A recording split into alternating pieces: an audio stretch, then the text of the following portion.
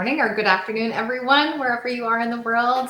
It is Monday today. We have a slight change of schedule this week in terms of when we are going live in our Facebook groups. And today we have a returning special guest. We have Joanna Tonken, who is a psychotherapist who specializes in working with adults who struggle with self-confidence. I think many of us have had this experience before, if we're not still struggling with it now. So we thought this would be something great to talk about and can be helpful for so many different people.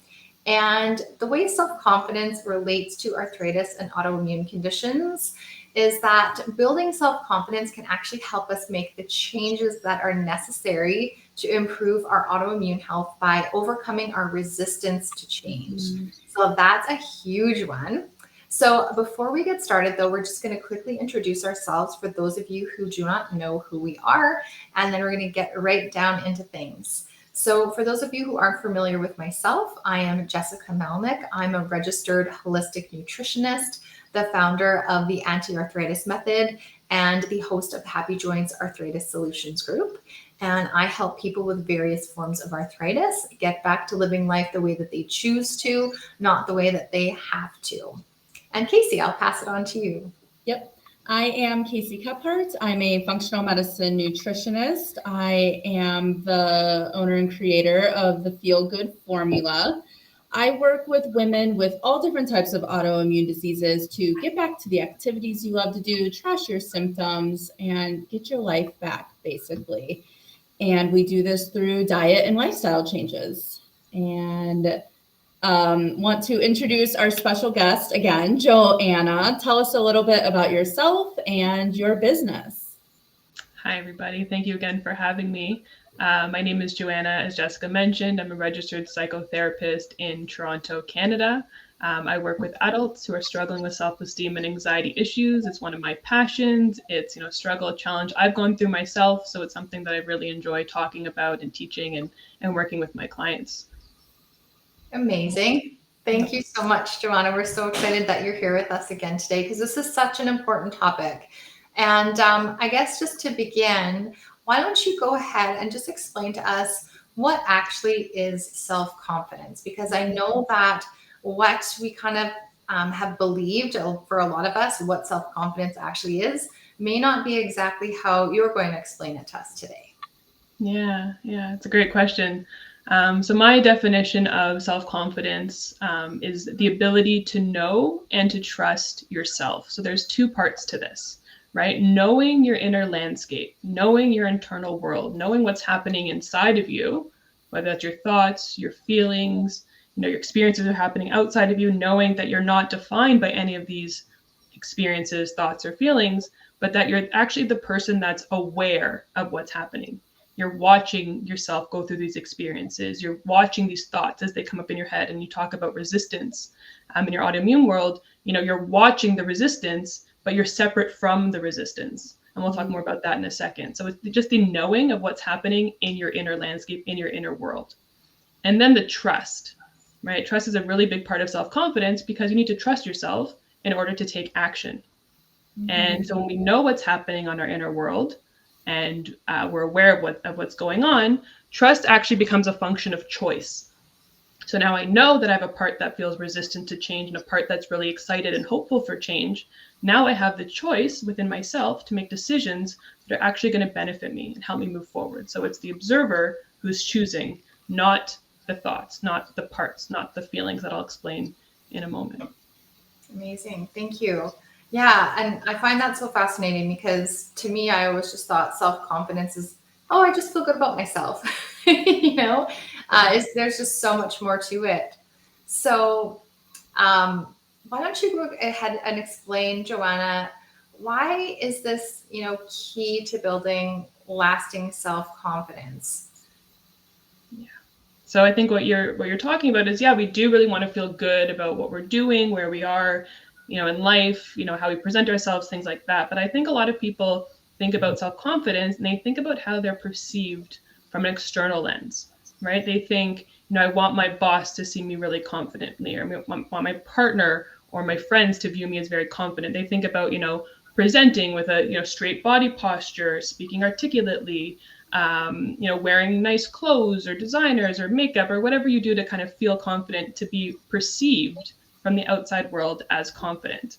And that can be really great. It can make you feel really good. But the only problem with that is when, you feel really good from the validation and affirmation of others, it's awesome. But if you don't get that praise, that affirmation, that validation from others, then your confidence starts to dwindle.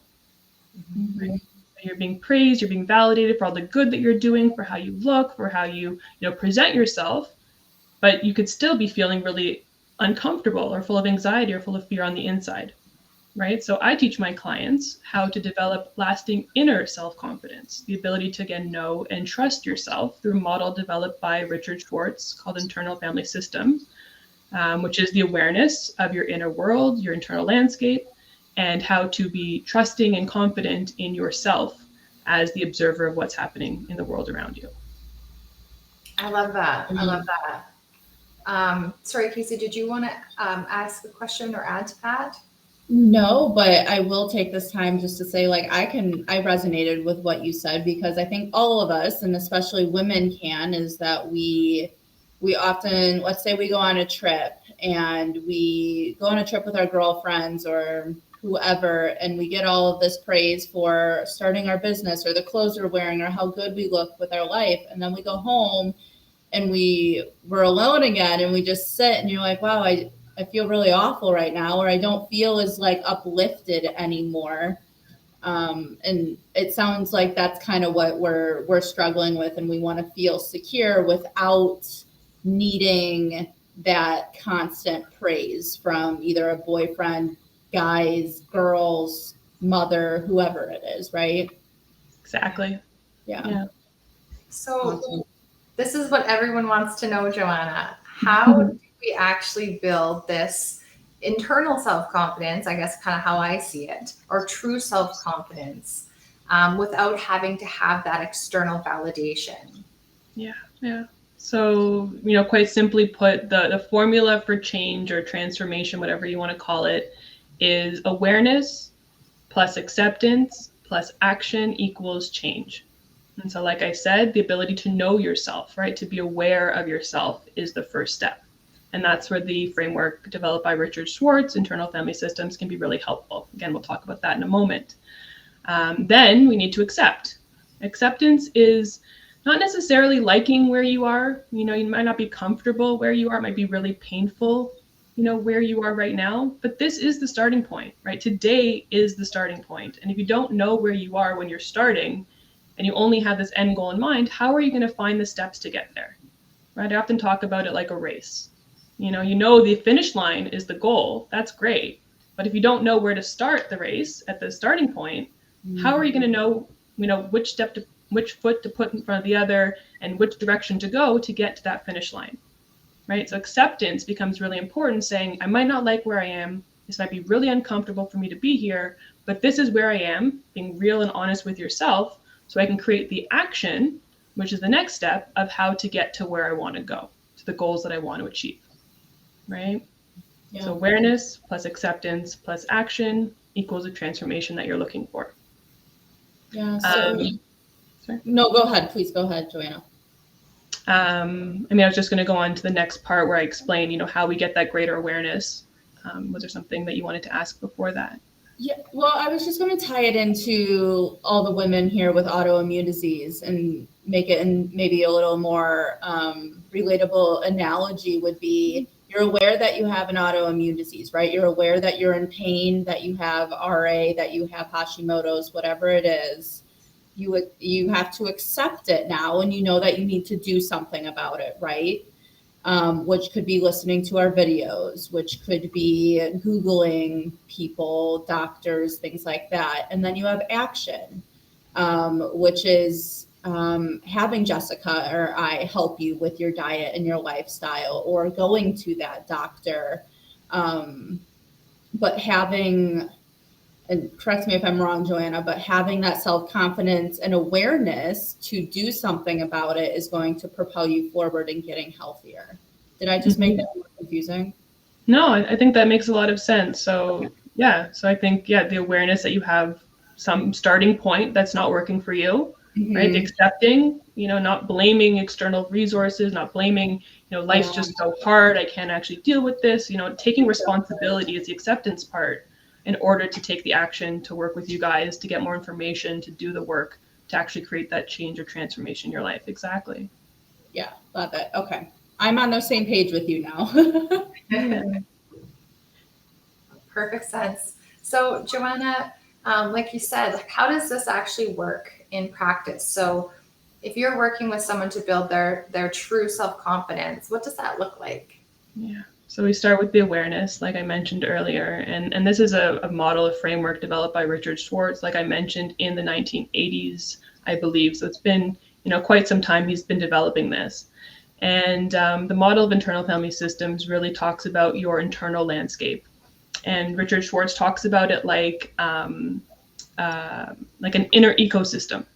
So if you think about like this whole world that lives inside of you, and so maybe there's a part of you, like I said, that's really hopeful and excited for change, and a part of you that's feeling really resistant, right? And then you have the part that might not like the resistant part because you really do want to change, you really do want to feel better physically, mentally, emotionally, right? And so there's this whole inner working of landscape that we need to become aware of, right? And that's the very first step, and that's what's really important.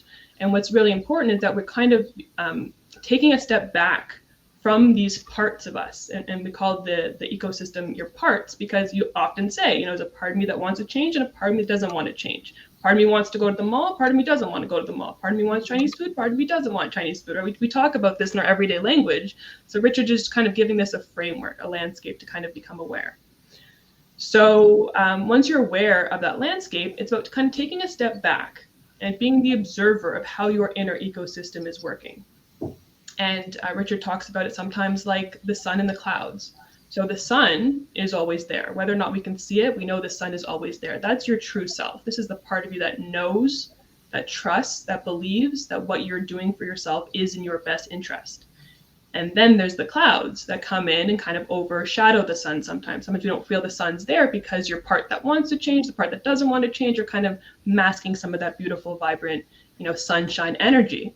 Right? So being that sun, taking the step back and looking at the parts really critically, really analyzing the parts and saying, I know that the part that wants to change has really good intentions for me. I know the part that's trying to resist the change probably also has really good intentions for me. I'm just not sure what that is right now. Right? So getting curious, getting compassionate with all of your parts that are working for you, trying to keep you alive, trying to keep you well for their own, reasoning, and trying to become kind of like the puppet master, or the person that creates that compromise, that harmony, that balance within your system. And so that's the work of internal family systems and the work that we do together in session. Mm-hmm. Now, I know when we talked about this earlier, Joanna, we kind of came up with an example, kind of like a real life example from my life. Do we have a couple minutes that we could just kind of quickly give an example of how that would work Sure. if you're working with a client? Mm-hmm. Perfect. So the example that I thought of is like a lot of our clients really struggle with changing the way that they're eating in order to get better from their autoimmune condition and their arthritis. So, and I know for myself, I've struggled with it. I know Casey has too. And so for example, I love potato chips and I like wine. And I know these are not things that I should be consuming on a regular basis for my health, because it's going to make me not feel very good. So the tricky thing though that comes up when it comes to the resistance and not wanting to change these eating behaviors is just not wanting to do it. Like logically you want to, because it's better for you if you do. But then the other part is, this makes me feel good when I eat the chips and have the wine.